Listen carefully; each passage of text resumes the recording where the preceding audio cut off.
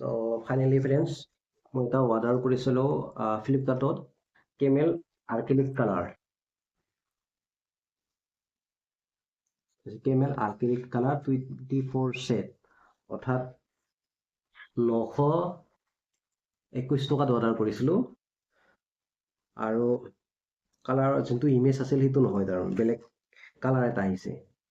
24 সেটে হয়, কিন্তু 921 টকা ডেলিভাৰী চাৰ্জ লৈ 959 টকা। এইটো প্ৰাইচটোৰ ডিছকাউণ্ট আছিল, সেই হিচাপত পাৰ্চেলটোৰ দাম হ'ব লাগে 1000 টকা। চ' মোৰ হাতত যোনটো আহি ওলাইছে এইটো হৈছে, দেখিছেনে, 750 টকাৰ। এইটো 750 টকাৰ। কালাৰটো ঠিকে আছে, এইটো ৰিটাৰ্ণ কৰিব লাগিব। সেলাৰে একচেপ্ট কৰা নাছিল, কিন্তু কাষ্টমাৰ কেয়াৰক ফোন কৰি জনালোঁ যে তেওঁলোকে লাষ্টত একচেপ্ট কৰি দিছে আৰু।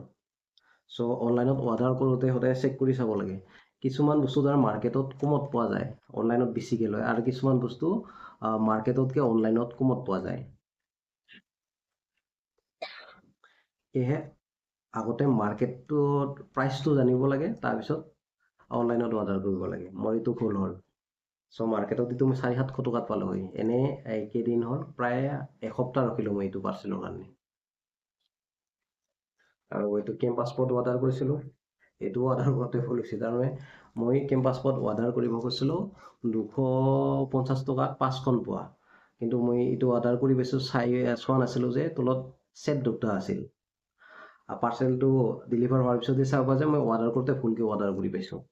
যোনটো 5টা ছেট আছিল তাত ক্লিক কৰিব লাগে, মানে 2টা ছেট থকাটোত মই ক্লিক কৰি পালোঁ। তথাপি ইয়াৰ কোৱালিটি ঠিকে আছে, এইখন মই ৰাখিলোঁ। চ' এইটো মই ৰিটাৰ্ণ কৰিলোঁ। আৰু বন্ধ দিন আছিল, অফিচ বন্ধ আছিলে, ভাবিছিলোঁ এটা ভাল ছবি বনাম, কিন্তু এইটো পুৱা আহি নাপাল। পুৱা আহি পালে মই এখন ছবি বনালোঁ হয়, তাৰপিছত ৰিটাৰ্ণ কৰিলোঁ হয়। ঠিক কেইটা বাজিল, 4-6টা মান বজাত আহি পাইছে।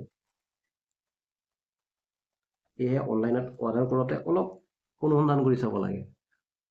কিছুমান বস্তু তাৰ মাৰ্কেটত কমত পোৱা যায়।